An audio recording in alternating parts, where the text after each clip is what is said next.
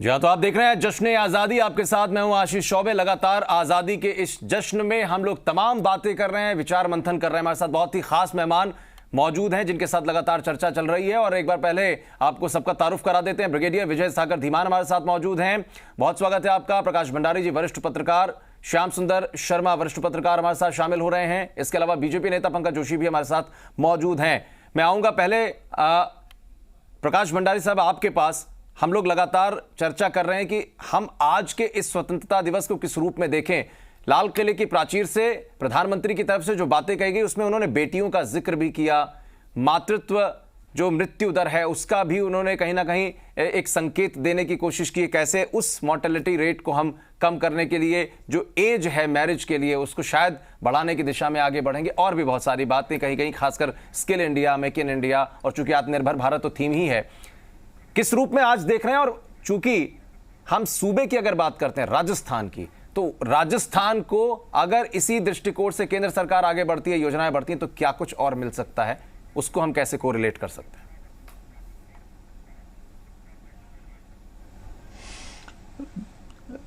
इस बार का जो विषय जो स्वतंत्रता दिवस है वो थोड़ा सा और स्वतंत्रता दिवसों से भिन्न है। इसका कारण ये है कि पूरा देश एक संक्रमण काल से गुजर रहा है जी।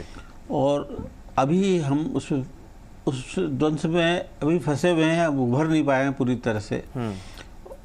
ऐसी स्थिति में जब देश का प्रधानमंत्री लाल किले की इस प्राचीर से देश को एक नाम संदेश देते हैं, देश का आह्वान करते, तो आज उसका महत्व कुछ और दिनों से या और से वर्षों से थोड़ा भिन्न होगा।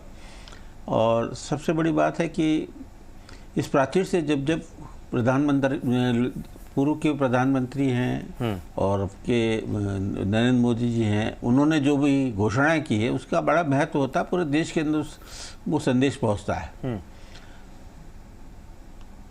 इस कोरोना काल के बाद उन्होंने जो लाल किले से आह्वान किया, जो संदेश दिया, वो पूरे देश को एक नई स्फूर्ति और आत्मविश्वास कुछ और ऐसी बात, और वो है प्रकाश भंडारी जी, कुछ और ऐसी बात। देखिए बहुत सारी बातें प्रधानमंत्री की तरफ से कही गई हैं जो देश को कहीं ना कहीं आने वाले समय में क्या दिशा देगा वो दिखाई पड़ता है, या सरकार की सोच इस देश के लिए क्या है वो दिखाई पड़ता है। लेकिन कुछ ऐसी बातें जो शायद एक्सपेक्टेड थी कि हो सकता है कि प्रधानमंत्री के मुख से वो बातें रखी जाएं, क्या ऐसी कोई बात है जो छूट गई हो इस पूरे संबोधन में? देखिए, प्रधानमंत्री देश के लिए क्या करना चाहते हैं वो एक ही संबोधन में तो नहीं आ पाता। उसका कारण ये है कि कई बातों पर विचार, कोई आवश्यक घोषणाएं होती हैं, बड़ी घोषणाएं होती हुई की जाती हैं। वैसे अन्य घोषणाओं के लिए पूरा साल पड़ा रहता है। लेकिन जो प्राचीर से जो पूरे देश को संदेश जाता है वो क्या होने वाला है, क्या संभावनाएं हैं और किस तरह हमें उनका सामना करना पड़ता है, जो कठिनाइयां हैं उसका कैसे सामना करना पड़ता है, उसका समाधान क्या है, ये सब बातों का एक मोटे तौर पर एक जो प्रधानमंत्री पूरे देश को जब संबोधित करते हैं तो उसका कहीं ना कहीं थोड़ा एक हिंट देते हैं। और घोषणाएं तो की है प्रधानमंत्री ने, लेकिन कुछ संकेत भी आए हैं और उस संकेतों का हमें देखना पड़ेगा कि आगे आइंदा महीनों में, इसी वर्ष भी आप देखेंगे कि जो कुछ उन्होंने हिंट दिया है, जैसे उनकी सोच है उसके हिसाब से नई घोषणाएं भी आएंगी। ये जो प्रशासनिक ढांचा है देश का, जो जिस तरह से नियम बनते हैं, कानून बनते हैं और जिस तरह से नीतियां बनती है वो निरंतर है। इसमें ये एक दिन के कार्यक्रम से आप उसे पूरे देश तक पहुंचाएं, ये संभव नहीं और होता भी नहीं। हाँ ठीक है, लेकिन आपने ये भी कहा अपनी बात को शुरू करते हुए कि लेकिन आपने जैसे कहा कि अपनी बात को शुरू करते हुए कि जितने भी अभी तक हमने स्वतंत्रता दिवस देखे उससे इस बार का स्वतंत्रता दिवस बहुत भिन्न है, क्योंकि एक संक्रमण काल में हम लोग हैं, बहुत सारी पाबंदियां हैं, कुछ नियम निर्देशों, कुछ सावधानियों के बीच में समारोह किए जा रहे हैं। सबसे बड़ी कठिनाई, सबसे बड़ी चुनौतियों के बाद स्वतंत्रता दिवस जो हम देख रहे हैं उससे हम अब तक उभर नहीं पाए। और लेकिन वो संघर्ष जारी है। संकेत इस बात का भी दे दिया कि जल्द ही कोरोना से हम देश को निजात दिलाएंगे, क्योंकि वैक्सीन पर जैसे ह्यूमन ट्रायल चल रहा था, वो वैक्सीन जल्द से जल्द आएगी और पूरे देश के लोगों तक पहुंचेगी। इस पर सरकार बड़ी गति से काम कर रही है, ये भी बात उन्होंने कहीं रख दी है। पंकज जोशी हमारे साथ बीजेपी के नेता लगातार बने हुए हैं। पंकज जी, आपके पास आते हैं, रिएक्शन क्या? इस बार तो प्रधानमंत्री ने बहुत सारी बातें कही हैं, पिछले बार के मुकाबले इस बार उनके भाषण में पॉइंट, मुद्दे बहुत ज्यादा थे। और सूबे की सियासत में भी हमने देखा कि मुख्यमंत्री अशोक गहलोत भी ये बात कहते हुए नजर आ रहे थे, कैसे हमको आगे बढ़ना है। यानी कि दोनों ही, अगर पक्षों की बात करें, राज्य और केंद्र, दोनों ही अब आगे बढ़ने की तरफ आगे बढ़ चुके हैं। देखिए, मैं आपको बता दूं कि प्रधानमंत्री जी ने देखिए बहुत साफ सा कहा कि इस देश के सामर्थ्य और जज्बे को जो है किसी रूप में कम नहीं मानना चाहिए। क्योंकि आप देखिए कि जब कोरोना आया था तो ऐसी बीमारी पहली बार देखी थी लोगों ने, और जब बीमारी आई तो लोगों ने कहा कि आप एक छोटा सा मास्क और जो N95 मास्क था और जो है पीपी किट, जिस तरीके से पूरे विश्व में जो है इसकी डिमांड बढ़ी, और हमारे यहाँ तो बनता ही नहीं था, लेकिन हमारे यहाँ के जो लोग थे, हमारे यहाँ के जो साइंटिस्ट हो, चाहे मेकर्स हो, चाहे कॉर्पोरेट सेक्टर हो, कि उनका जज्बा ये था कि आप देखिए 5 महीने में बना ही नहीं दिया, बल्कि सस्ती कॉस्ट के अंदर क्वालिटेटिव चीज जो है अपने लिए भी बनाई और दूसरे के लोगों के लिए भी बना दी। तो उन्होंने कहा इस देश की जो है सामर्थ्य और जज्बे को जो है सलाम है, और इसीलिए उन्होंने कहा कि आने वाले 2 साल, क्योंकि अब हम अगले बार जो है 75 ईयर्स के हो जाएंगे और 75 ईयर्स को 2 साल में जो है हम पूरा कर लेंगे। तो उन 2 सालों के अंदर उन्होंने जो चुनौतियां बताई, उन चुनौतियों को पूरा करने के लिए कहा। और उन्होंने एक बहुत अच्छा उदाहरण दिया कि आज हमारे पारिवारिक दृष्टि से, क्योंकि सांस्कृतिक जो धरोहर है कि आज परिवार में जब बच्चा 20-21 साल का हो जाता है तो हम उसको कहते हैं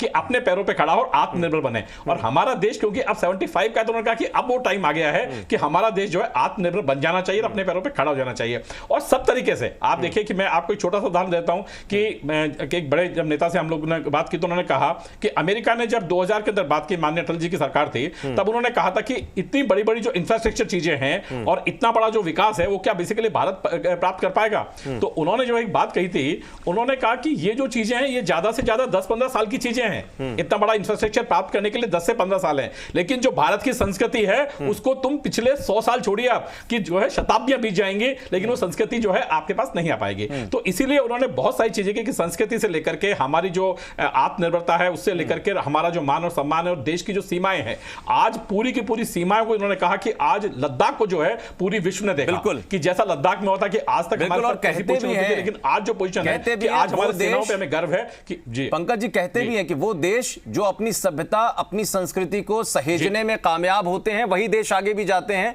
क्योंकि अगर आपका कोर कल्चर डेवलप नहीं होगा तो आप लेगेसी नहीं छोड़ पाएंगे, आप हिस्ट्री क्रिएट नहीं कर पाएंगे। श्याम सुंदर शर्मा जी, आपके पास आता हूं। एक बात पर मुख्यमंत्री ने भी बहुत सारी बातें कही हैं, कैसे सूबे को आगे लेकर जाना है। हमने कोरोना की लड़ाई को लड़ा है केंद्र की तरफ से। कई बार हमने देखा जब भी स्वतंत्रता दिवस पर अगर केंद्र और राज्य सरकारें अलग अलग पार्टी की हैं और वहां पर राष्ट्रीय अध्यक्ष होने के नाते प्रधानमंत्री और यहां पर सूबे के एक तरीके से प्रमुख नेता होने के नाते मुख्यमंत्री की जो बातें होती हैं उसमें कई बार विरोधाभास भी देखने को मिलता है, लेकिन इस बार इतना कुछ देखने को मिला नहीं। हमने देखा कि यहां भी वही बात, विकास के लिए आगे बढ़ेंगे, अच्छा कर रहे हैं, और वहां भी वही बात। श्याम सुंदर शर्मा जी। जी, निश्चित रूप से राजस्थान में मुख्यमंत्री जी ने विश्वास मत प्राप्त करने के बाद उनका आत्मविश्वास भी बढ़ा है। हम मान के चलिए आने वाले समय में देखिए, उन्होंने अभी हमारे जल शक्ति मंत्री गजेंद्र सिंह शेखावत है, उनसे उन्होंने एक पत्र लिख करके मांग की है कि राजस्थान में पानी की सबसे बड़ी संकट है। आप हमको 50% देते हैं, लेकिन परिस्थिति बदली भी है। जैसे आप पहाड़ी क्षेत्रों में, बाकी क्षेत्रों में विशेष दर्जा देते हुए हमको 90 और 10% का रेशो देते हुए हमको मदद कीजिएगा। इसके अलावा हमारी 35,000 करोड़ की एक ईस्टर्न कैनाल की योजना है। हमने क्योंकि 25 सांसद दिए और 7 राज्यसभा के सदस्य उनके हैं, तो हमारा हक बनता है कि हम राजस्थान के लिए कुछ मांगे। कोरोना में हमने बहुत कुछ काम किया, उसका प्रधानमंत्री जी ने भी प्रशंसा की और उनका कहा कि राजस्थान के मैनेजमेंट को बाकी जगह को अपनाना चाहिए। तो बार बार मुख्यमंत्री जी कहते भी हैं कि मैं नहीं, हमारे प्रधानमंत्री जी भी हमारे जो काम किए हुए कोरोना में उसको बतलाते हैं। हाँ। तो निश्चित रूप से मान के लिए, और राजस्थानी पूरे देश में नहीं विश्व में बहुत अच्छी जगहों पर काम कर रहे हैं और दिखाते हैं कि राजस्थान के लोग बहुत प्रगति करते हैं। पूरे देश की अर्थव्यवस्था, औद्योगिक क्षेत्र में भी राजस्थान के लोगों ने नाम किया है।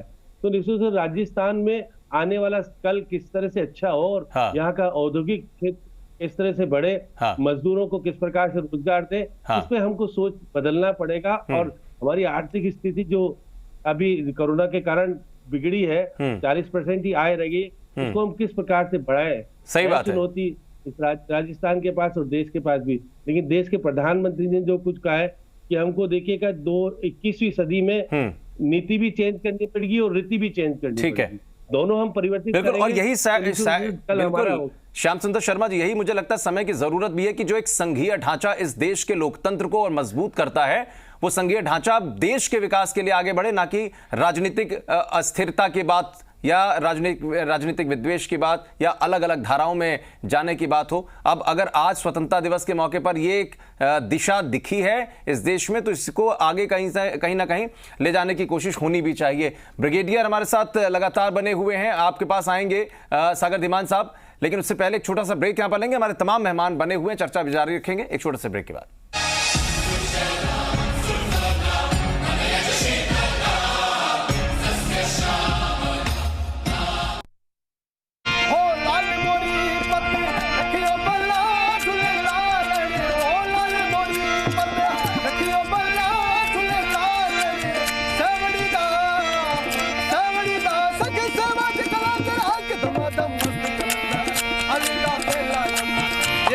वीर जवानों का, अलबेलों का, मस्तानों का, मेरे देश यारो, मेरे देश यारा क्या कहना।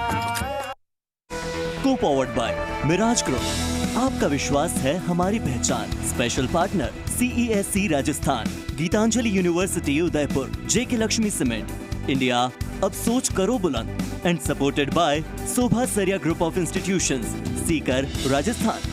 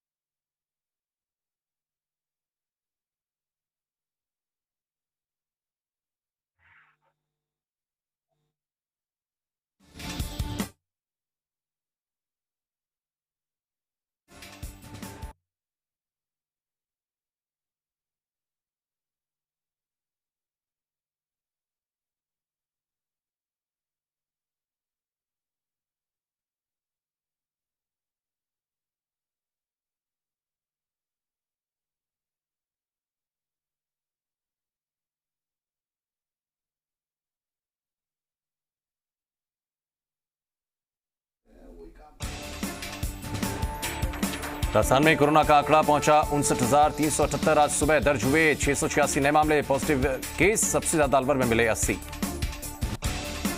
बांसवाड़ा जिले में कोरोना वायरस का संक्रमण लगातार बढ़ रहा है। एमजी चिकित्सालय की कोरोना लैब से मिली रिपोर्ट में 4 नए पॉजिटिव केस सामने आए हैं।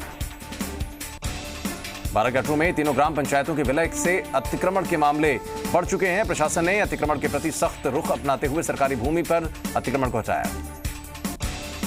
अजमेर में सुबह से ही जारी है तेज बरसात का दौर। स्वतंत्रता दिवस समारोह भी हुआ बारिश से प्रभावित। राष्ट्रीय राजमार्ग 11 पर अचानक टायर फटने की वजह से गाड़ी पलटी, 8 लोग हुए घायल। दौसा के लालसोट उपखंड क्षेत्र में अनियंत्रित होकर पिकअप पलटी, पिकअप में सवार 5 लोग हुए घायल। चूरू में बढ़ती गर्मी से जानवर हो रहे हैं परेशान। ठंडी जगह तलाशते हुए एटीएम में घुसे हुए दिखाई पड़े।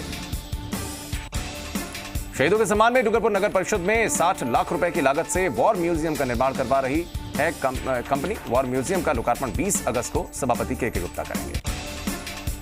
डूंगरपुर निकाय ने स्वच्छता के क्षेत्र में राजस्थान का मान बढ़ाया है। केंद्र सरकार की तरफ से स्वच्छता सर्वेक्षण में बेहतरीन काम करने के लिए 20 अगस्त को दिल्ली में सम्मानित किया जाएगा। राजस्थान राज्य विधिक सेवा प्राधिकरण की तरफ से प्रदेश भर में वृक्षारोपण महाअभियान का आगाज हुआ। राजस्थान हाईकोर्ट के वरिष्ठ न्यायाधीश संगीत लोढ़ा ने अभियान का आगाज किया।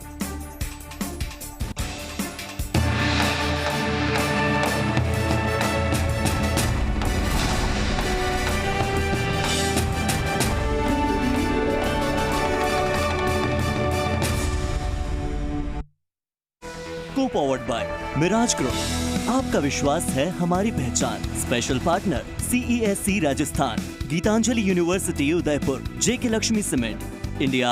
अब सोच करो बुलंद। And supported by Shobha Saria group of institutions, Sikar Rajasthan.